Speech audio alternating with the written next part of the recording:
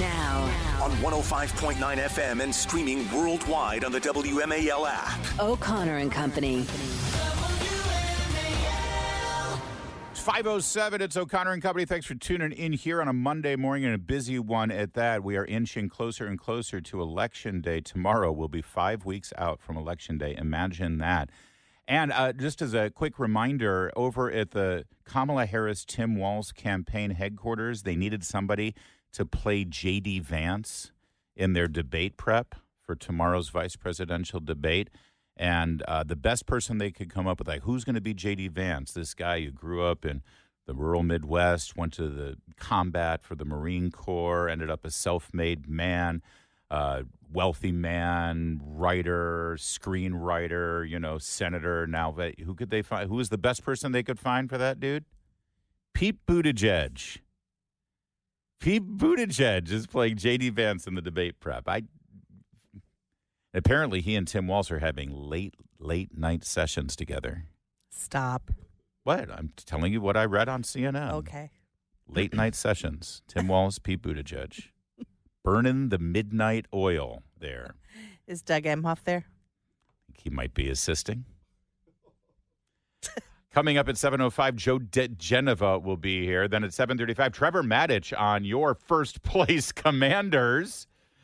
And then at 8:05, Jerry Torres running for Virginia's 8th congressional district against Don Beyer. That would be your district, would it not? Don Beyer is your congressman there. That's Julie Gunlock, this disembodied voice here. I've had to deal with her for the last hour, but let me introduce her to you. She is Julie Gunlock, and I'm Larry O'Connor. Good morning, Julie. I'm sorry to bother you so much. No, it's just a joke. I like to put that, I know. People think that we have a little brother-sister thing going on here. Did you have a good weekend? Everything okay? I did. Everything fine? It was very nice. Although, I need the humidity to stop.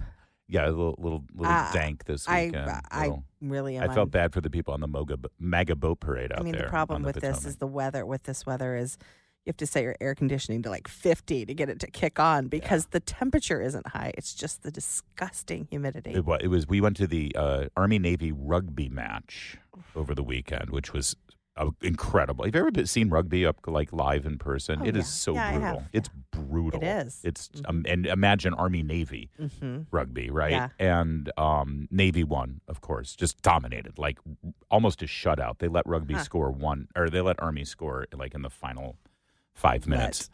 Just to sort of save face a little.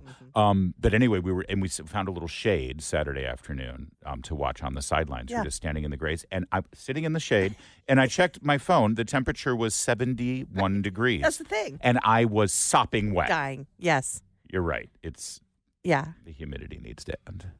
Yeah. Well, part of that is because of the storm front. It's kind of ridiculous for us to complain about the weather now, considering what's going on in North Carolina and Tennessee. And our prayers are obviously out for everybody. But that's the reason. It's all this, yes tropical depression in the air, as it were. But it's gross. It's time for it to be. Well, you want snow. So you and I have nothing in common here. I don't want snow. I just want I want fall. Yeah. I want to stop sweating. That's what I want. Right. We'll adjust the air conditioner here in studio, but I'm glad you had a nice weekend despite all It's wonderful. A lot happened this weekend. Yes. Big sports weekend, by the way. College football. Georgia-Alabama game, huge. Navy and Army continue to be undefeated in football. First time since 1945. Commanders won. And the Commanders dominated on the road again, coming back now for a home game against Cleveland. That's right.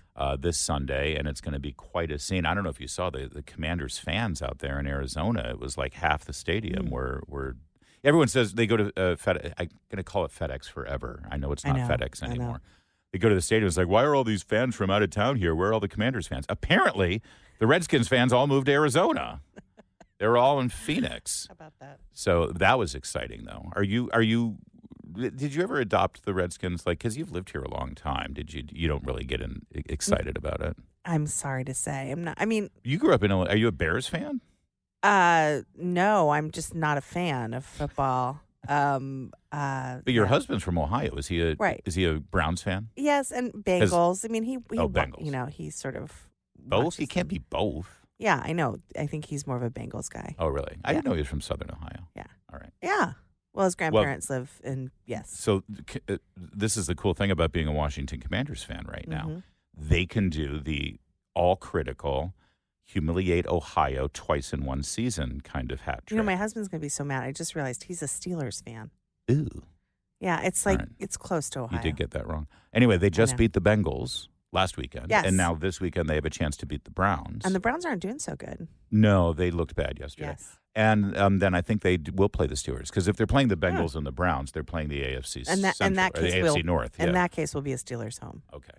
Yeah. Good to know. I mean, he doesn't have like stickers on his car or anything like that. He just I think. Well, no, you don't want to drive around DC with a Steelers sticker on. And you're just letting everyone know what an idiot you are. I think as a child, we hate Steelers fans over here. Oh, well. Yes, because Rush Limbaugh. That was the big running joke from Rush Limbaugh. Oh. You know, for all you Pittsburgh Steelers fans out there, he would have to explain it and talk slow, right?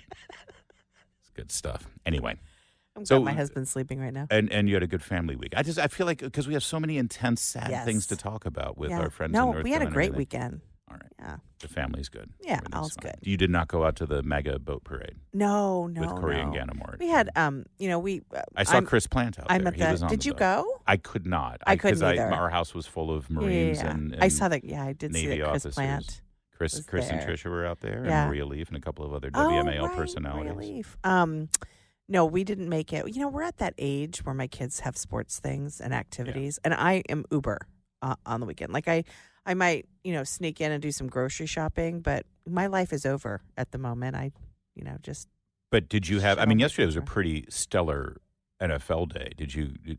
Darren didn't sit and just like. Yeah, occupy the entire television. There were a lot of house projects going on. Oh, well, yeah, you act like you're doing something around the house while the TV's going. Yeah. All right. Yeah. And then tonight is Monday Night Football with your Detroit Lions. That's right. So we're all very excited about that too. You don't seem very excited about that. No, sorry. And the Ravens won too, right? Ravens won. Everybody won. Everybody won. Did Maryland win? I don't know. No one cares. I'm sorry. Well, it's football. We care about the Terps when it's basketball, but football, they're not known for their gridiron prowess. No. Oh, so Maryland screwed up the perfect football weekend. They lost to Indiana. Well, Indiana's looking good this year. All right. We have a lot to get to. I just wanted to take a little bit of time here because there's some rough stuff in the news right now. The news that we learned about the border, as Kamala Harris headed down to the border for her photo op, we learned just how many murderers and hardened criminals that have been willfully allowed into this country. And we're going to talk about that. We're also going to talk about the devastation down in the southeast due to the hurricane and what appears to be a pretty lackluster government response in the state of North Carolina at the state level. And well, whenever these storms happen, there's always cries in the media. Where's FEMA? Where's it? Exactly. When there's a Republican in the White House, this is always an indictment on the president, right? That's when there's look at Katrina, look at what they tried to do with Trump, with Maria, and a couple of the other hurricanes that happened there. They tried to do it with DeSantis when the hurricane hit Florida, and it turned out DeSantis's response was perfect. Now, seriously, literally, where in the hell is Joe Biden during all of this? Where is Kamala Harris during all of this? On vacation, Joe Biden. Well, he does deserve it, right? So we got that. And in a moment, we've got an updated story about Israel's continued relentless defense of herself by going after the terrorists who not only have Israel in the crosshairs, but frankly have Americans in the crosshairs. What Israel is doing right now against the leadership of Hezbollah and now this latest strike last night over against Hamas, this is a service to the world. Yes. America should be thanking them every day for what they're doing right now against these Iranian-backed terrorists. And we'll give you the latest update there in a moment. Set your pagers aside first, though. WMAL. Making sense of the news. Live from the Home Paramount Pest Control Studios. Home Paramount, the leader in pest control since 1939. They're dropping like flies over there in Lebanon. As you know, Friday, in Beirut, the leader of Hezbollah was confirmed dead. That would be Hassan Nasrallah. Hassan Nasrallah, by the way, last week after the pager attack, the little beepers in the pockets that sort of, he said this is a wonderful opportunity to wage war against Israel. And well, 4 days later, he was dead. They put out a sort of organizational chart, of the Hezbollah structure, like one of those mafia chains of command thing. And literally the entire bracket, they're all dead. It's like me after the first round of the NCAA March Madness tournament. It's like everybody's gone. Wow. And they announced the new leader of Hezbollah yesterday. And I thought about it for a minute. So think about it. The new leader of Hezbollah was so unimportant a week ago. He didn't even rate getting a pager. Yeah. He was like, no, you don't need a pager. You're not that important. And now he's in charge of Hezbollah because he's the last man standing. You think about who wants the gig, by the way? Imagine that's like, you know what? I want to spend time with my kids. Right. I don't need to leave Hezbollah. You've right got Hamas in Gaza, pretty much destroyed.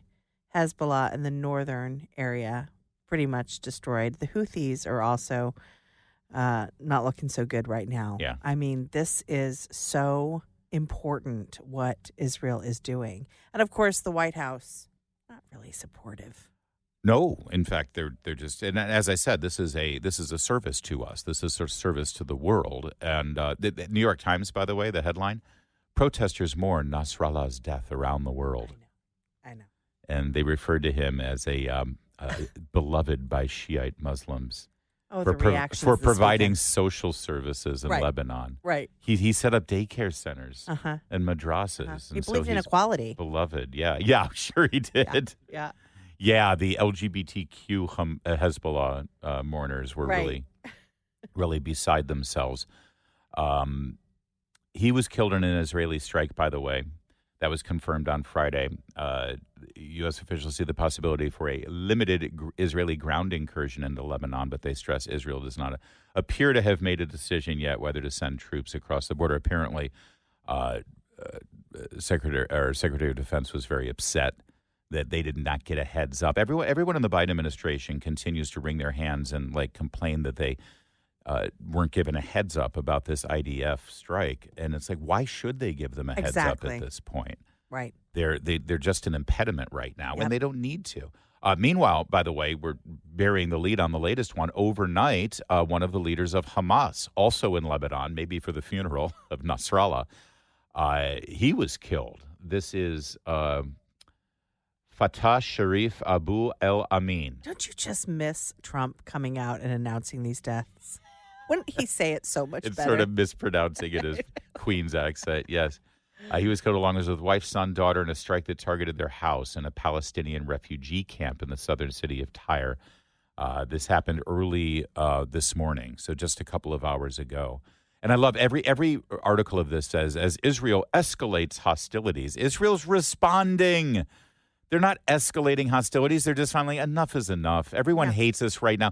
This is a symptom of the UN walking out during Netanyahu's speech last week. By the way, we're told that speech, when Netanyahu was in New York giving his speech to the UN, they did that as a distraction for Hezbollah. I know. They all assumed it's like, oh, well, they're too busy dealing with Bibi, so they sort of let their guard down, and boom, that's when they struck. Yep. And, if I'm Netanyahu and I'm flying back to Israel and I'm assessing world reaction to my speech yesterday, and half of the world leaders got up and walked out in protest, he says, you know what? They're against us anyway. So let's just finish the job. Why are we trying to keep these guys on our side? They're wrong. We're right. Let's just finish the job. Despite that, I am filled with disgust that these people get up and walk out of the building. And let's not forget who else refused to show up to Netanyahu's speech before Congress. That would be Kamala Harris. That's right. Well, whose side is she on? Yeah, I think it's clear. Little bit more on this in just a moment. It's 5:22. By the way, it's not just the New York Times eulogizing this Hezbollah terrorist leader. Here's AP headline: charismatic and shrewd. A look at longtime Hezbollah leader Hassan Nasrallah. Shrewd? Shrewd. Oh, my God. He was shrewd the way he murdered Americans. Anyway, Joe Biden coming back from his vacation in Delaware yesterday. I don't know if you saw this. He was stopped on the tarmac at Andrews. This is beautiful. There were strikes in Yemen as well overnight yesterday. And so the Houthis. He was asked about the strikes in Yemen. Any comment on the strikes in Yemen, Mr. President? Listen to his answer. Mr. President, will you deploy more U.S. troops to the Middle East? Mr. President, has Netanyahu gone too far? And Any comment on the strikes in Yemen, Mr. President?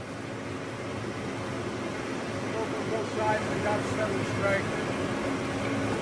Support the collective bargaining effort. I think they'll settle the strike. All right. So now I don't know if you could. Did you hear because it was faint because of the jet engines. But he said, and I'll tell you, the question was comment on the strikes in Yemen. Yes. The strikes in Yemen. But there were two other questions that were, again, about that. Right. So it was obvious all the questions were about the situation in the Middle East, where we have Americans deployed right now in harm's way. People I know personally who are sitting on ships off the coast. Anyway, his answer on the strikes in Yemen. I've spoken to both sides. They got to settle the strike. I support the collective bargaining effort. I think they'll settle the strike. He thought they were talking about some UAW strike or some labor strike or in Yemen. And he supports the collective. We don't have a president. We don't have a president. No, we don't. It's 529. WMAL FM, Woodbridge, Washington, a Cumulus media station. Making sense of the news. News Talk 105.9. News now. On 105.9 FM and streaming worldwide on the WMAL app. O'Connor and Company.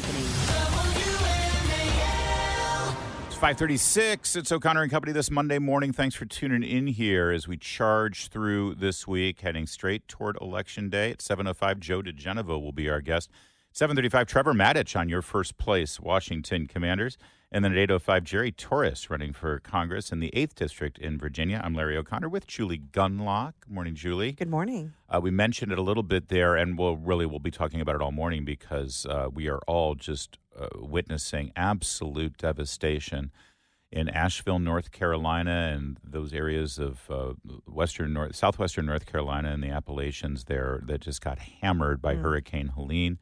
140-mile-per-hour winds, and then just devastating amount of rain in Georgia, Tennessee, and the Carolinas, really across the entire area there, as that post-hurricane cyclone sort of slowed down a bit and just sat there and brought all that water from the Gulf and just dumped it. At a news conference last night, North Carolina Governor Roy Cooper said that there are at least 11 people confirmed dead.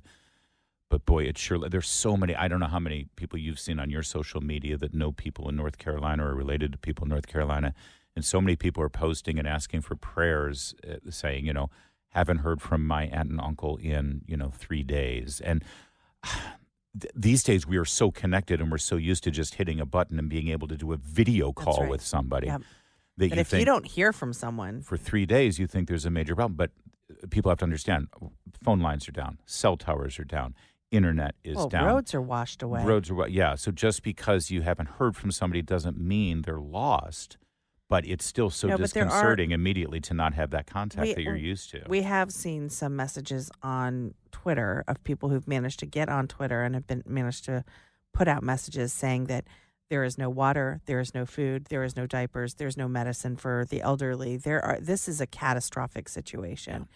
And there are reasons to worry. I agree with you that just because you haven't heard from someone, but I mean the messages that are getting out and the pictures that are getting out. It's astounding. It is astonishing. How bad it is. Yeah. And of course they're trying to save everyone that they can. They're trying to salvage as much as they can. But it does appear, and again, you don't want to second guess until you get all the facts in. You don't want to leap to conclusions, but it doesn't look like they were prepared, clearly, for this sort of thing. I mean, there's one thing. Everyone says, why would you want to live to Florida? They have so many hurricanes. Well, the one good thing about being in Florida when there's a hurricane is they're used to it. And they have a know great what governor. to do. They've got a really good governor who has marshaled his state's resources properly at times like this. Now, and I understand, I'm not comparing apples to oranges here because obviously this hurricane that did hit Florida as well did not hit it as hard as it's hitting in southwest North Carolina and other areas there. What I'm saying is I'm comparing it to the hurricane that Florida dealt with 1.5 years ago, 2 years ago, which, knocked out those down in Naples and down in those areas there. It absolutely knocked out and devastated bridges. Ron DeSantis had them back up and constructed in 3 days. Yeah.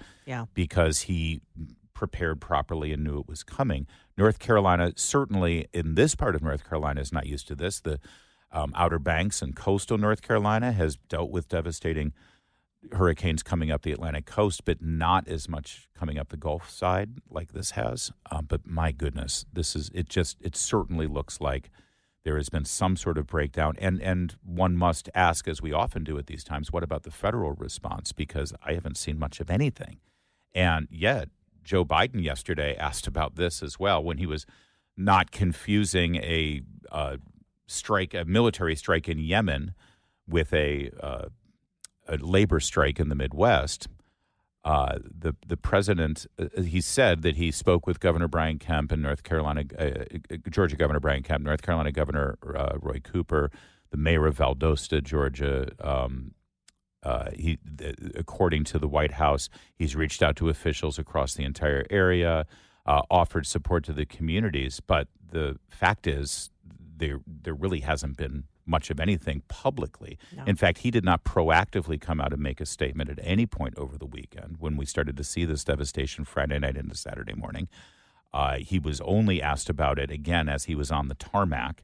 And he said, yeah, we've given them everything we've got, which is an odd thing to say because there's obviously federal resources for more if it's needed.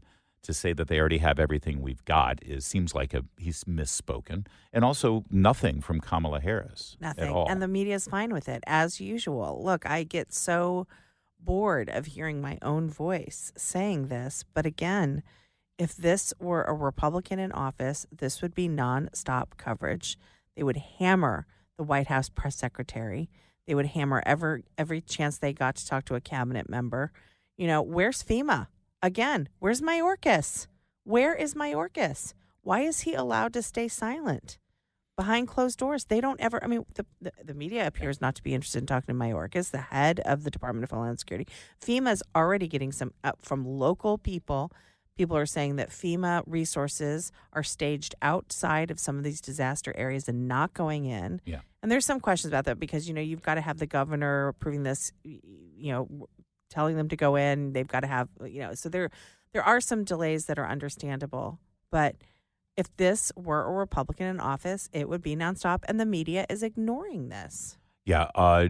Kamala Harris was in San Francisco. She did make a comment at a rally, and we'll play it in Las Vegas. We'll play that for you coming up in a moment. Joe Biden did tell reporters, I'll get the audio, but I'll just quote him. He told reporters today when asked about it that the people impacted have already gotten all of the aid they're going to get from FEMA. Yep. You'll hear what Kamala Harris had to say. Trump announced that he's going to be giving remarks today in Valdosta, Georgia, and assisting in distribution of hurricane relief materials and supplies. Meanwhile, Politico took that and gave them this headline: Trump drags Hurricane Helene into 2024 campaign. Right. It's 5:43. WMAL, making sense of the economy because it's your money and your retirement. Download the WMAL app to stream us for free. Yes, it's tragic. As a matter of fact, we're trying to get the exact number. My FEMA advisor is on the ground in Florida right now. There's a distinction between the numbers that FEMA's used and the ones that are used by the locals. So it really is amazing. You saw the photographs. It's stunning. It's unbelievable. It really is. Such a wide area. And we've given them all everything that we have. We're on the ground ahead of time. So we're working hard. Are there any more resources the federal government could be giving them? No, we've given them, we have pre-planned a significant amount of it, even though they didn't ask for it yet. There you go. There's any other resources the government could give them? No. Nope. No, Done. That's it. Now, that might not be what he meant, but, part of the job of being president is speaking clearly and coherently at a time of crisis. And by the way, another good way to do that at a time of crisis is to not give the only remarks while you're standing underneath a jet engine while it's powering up. Exactly. Kamala Harris, for her part, at a fundraiser in Las Vegas. Now, these are moments, and again, everyone's just like, oh, well, what do you expect her to do? She's just the vice president. I'll tell you what. Part of the job is to be a leader at a time of crisis. And this is the whole thing about, how are you going to comport yourself at the moment of a crisis? And are you presidential? I want you to listen to Kamala Harris deliver her prepared remarks. This is written out for her Right. at her rally in Las Vegas. Now, again, this is not the same speech with the same talking points and the same I grew up in the middle class and we're going to give an opportunity economy kind of memorized lines that she's been practicing in front of her bathroom mirror every night for the last 2 months. This is something that they just wrote for her to deliver, to calm the nation, and to be a compassionate leader at a time of crisis and show what kind of presidential persona that she can project. So I want you to listen to her, and you can decide. I want to talk about Hurricane Helene for a moment. And I know that everyone here sends their thoughts and prayers for the folks who have been so devastated by that hurricane and the ensuing events. In Florida... I don't know what ensuing means. I'll find out. Maybe ensuing or ongoing. I'm not sure, but it's ensuing. That's right. She's a lawyer. They think about lawsuits all the time. All right, I'm going to let you finish, Kamala. Georgia, the Carolinas, and other impacted states. And we know that so many have been impacted. Some have died. But I want to thank everyone for doing everything you can to think about them, send them your thoughts, send them your prayers. I want to thank the first responders who have done so much.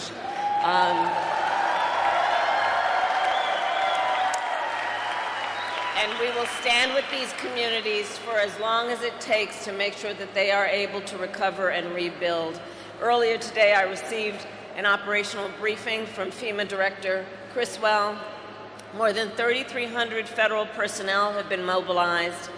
We are deploying food, water, and generators and working to restore water and power.